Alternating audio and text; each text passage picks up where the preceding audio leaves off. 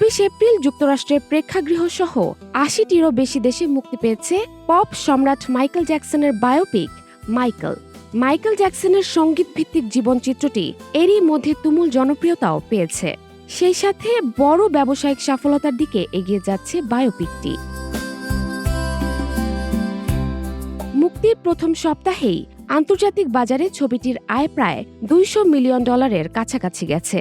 অনেকেই বলছেন এটি শুধু একটি সিনেমা নয়, বরং একটি অভিজ্ঞতা, একটি নস্টালজিক টাইম মেশিন, যা দর্শককে ফিরিয়ে নিয়ে যায় বিলি জিন কিংবা থ্রিলারের যুগে।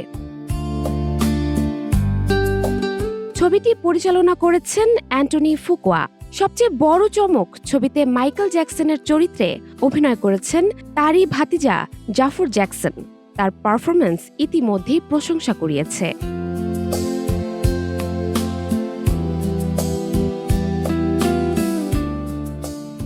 জাহারা জেবিন তন্নি, নাগরিক প্রতিদিন।